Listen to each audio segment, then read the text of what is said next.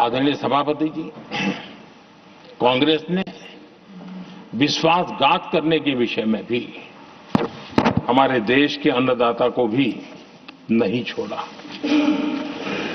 इस देश में 10 करोड़ किसान ऐसे हैं जिनके पास 2 हेक्टेयर से भी कम जमीन है, छोटे किसान हैं। उनकी तरफ कभी परवाह नहीं की गई, उनकी तरफ कभी देखा नहीं गया, नहीं उनके दिमाग में ये छोटे किसानों का कोई महात्म्य था।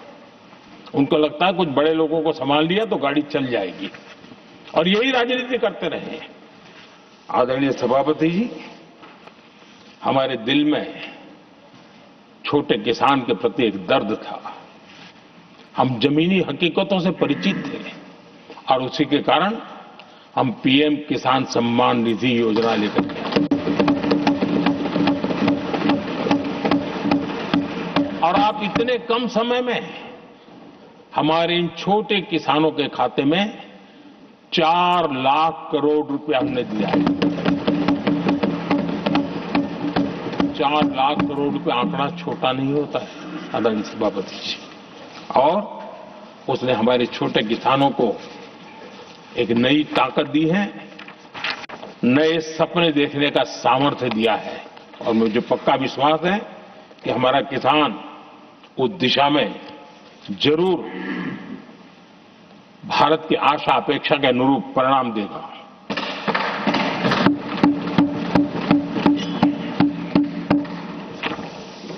आदरणीय सभापति जी,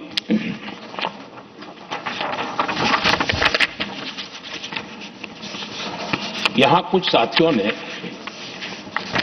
इंप्लीमेंटेशन के संबंध में शिकायतों का भाषण काफी किए। शायद वो तय करके आए थे कि ऐसा ऐसा बोलना है, तो इसमें तो उनका ऐलान दिखता था, बाकी में तो नहीं दिखता है। आदरणीय सभापति, जब ये इंप्लीमेंटेशन को लेकर के इतनी बड़ी बड़ी बातें करते हैं, मैं एक जरा किस्सा सुनाता हूं। मैं किसी का भला बुरा कहने के लिए नहीं कर रहा हूं, मैं सिर्फ हकीकतें रख रहा हूं। परेशानी जिनको होगी उनको होगी, लेकिन तथ्य तो तथ्य ही होते हैं। हमारे देश के एक नेता हिमाचल प्रदेश के दौरे पर गए थे और वहां से आने के बाद उन्होंने खुद ने ये घटना कहीं सुनाई, रिकॉर्ड पर उपलब्ध है। उसमें उन्होंने कहा,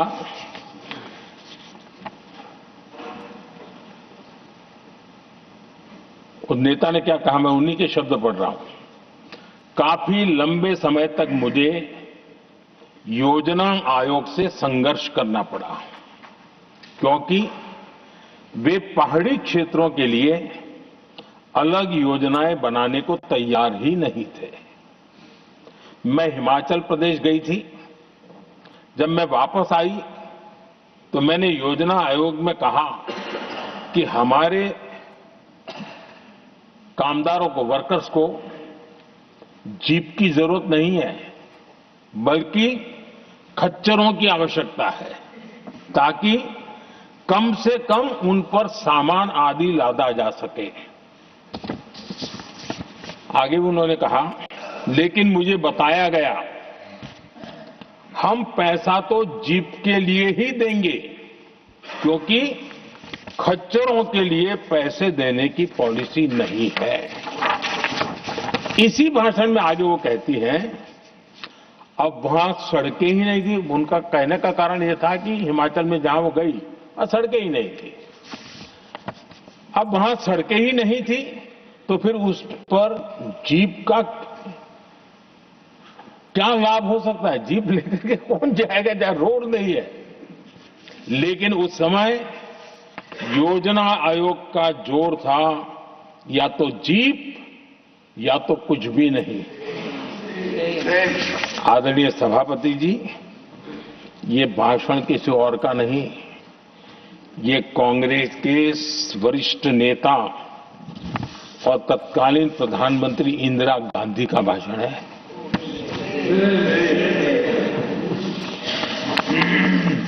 कांग्रेस के लंबे शासनकाल में यही कार्यशैली रही और जिसको इंदिरा जी खुद जानती भी थी कि ये पाप चल रहा है, लेकिन इस कार्य संस्कृति को सुधारने के लिए उन्होंने कोई कदम नहीं उठाया।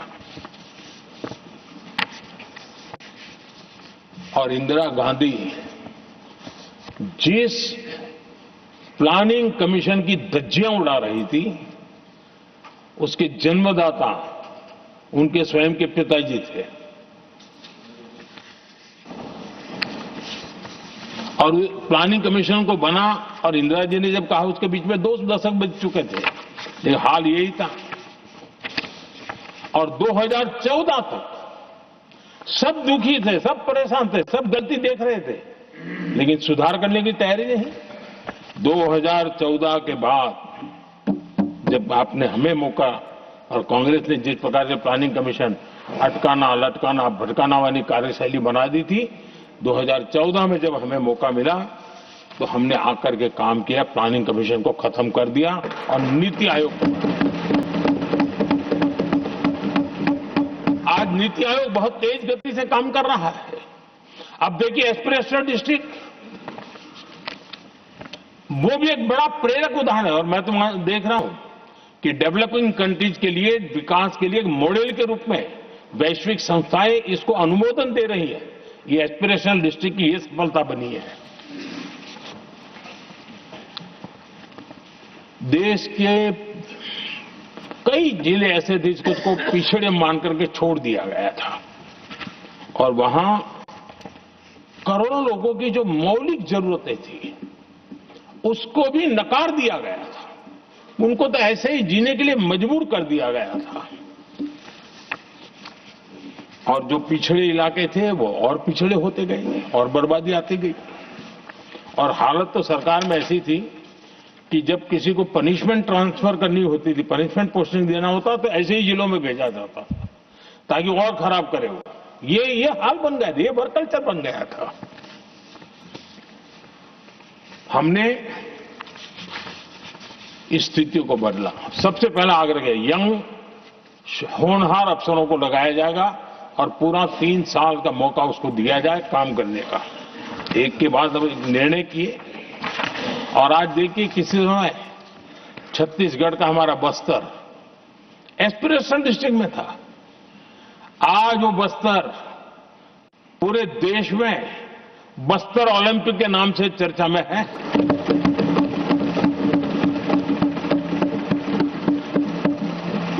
आज विकास की धारा बस्तर के गांव-गांव पहुंच रही है। अभी कुछ गांवों में पहली बार बस देखी, पूरे गांव ने उत्सव मनाया बस्तर में। ये परिस्थितियां छोड़ करके गए हुए हैं लोग और यहां पर पता नहीं किस प्रकार से देश को कहां ले जाना चाहते हैं लोग।